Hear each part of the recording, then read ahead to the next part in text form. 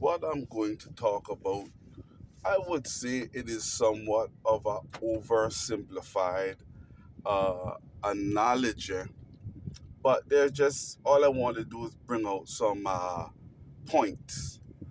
Um, Basically, I don't want any issues with the algorithm, so I won't call certain names, but we'll pretty much know what we're talking about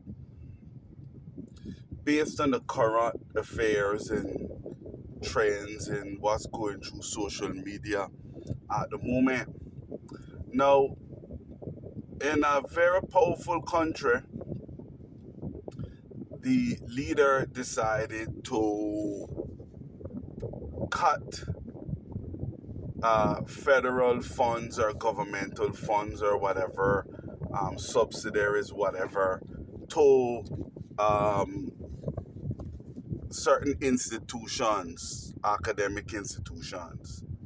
But how it will do that is it has proposed that in 2026 certain professions will be deemed non-professional. Thus the subsidiaries that these institutions would be getting, they will no longer get, um, or if they do, I'm assuming it would be in a drastically diminished amount. But uh, they're critics of this move that basically speculate that it will be a total, complete upheaval, totally of the educational system, um, the workforce, the general culture, and we can go on and on. But the bottom line is that it will be a major social and economic disruption. Now, the assumption is also the discourse. It talks. Remember now, that is in this particular country. That's not universal. But some would argue, well, of course, it's going to have a universal impact because when persons have um, these particular degrees from their country, when they come to to this powerful country, it basically won't worth a hill of beans. But anyway, I'm kind of diverging a little bit. But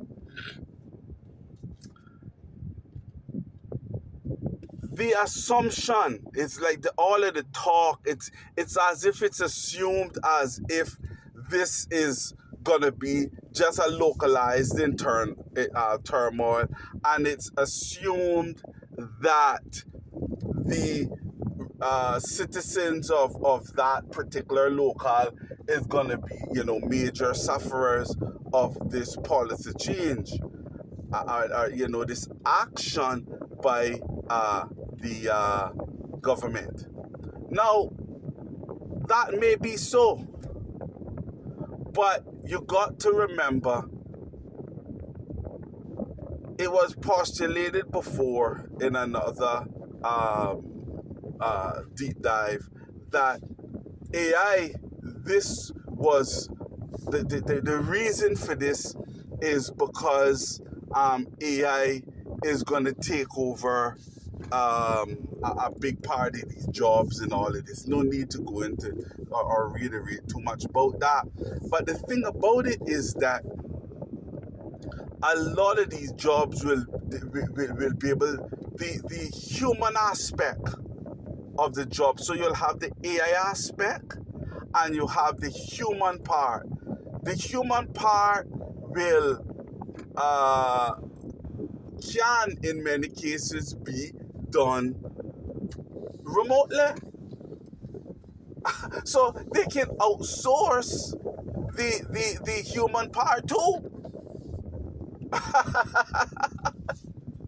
Or, but you know, What I suspect is going to happen is that they're going to create new fields of possible professional.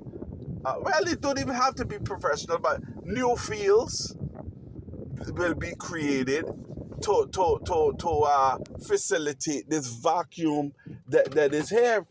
And also, there's this assumption that somehow a lot of people are going to run from these fields that are no longer considered professional. Well, my thing is, you cannot minimize or forget the plain and simple motivation for an education. And one of them is just plain and simple desperation. There will be many millions of people who are desperate, right? Who's desperate. I theorize that what's going to happen to these professional fields is the prices is not going to go up. I believe they're going to have major cuts in academia in high-end paid professionals. They're going to cut a lot of them. And in all kind of different things, downsize. And I suspect that they might even cut the tuition fees for these non-professional fields. But my thing is, what gonna happen is I strongly suspect that a lot of these fields are gonna be rebranded and repurposed and repackaged to a new generation who won't look at the education system the way that we're looking at it now. Just like the people when industrialization came in, a lot of them was opposed to it because they did not have the perspective of time to consider. You see? So that's the same thing with this system. In time, we will see.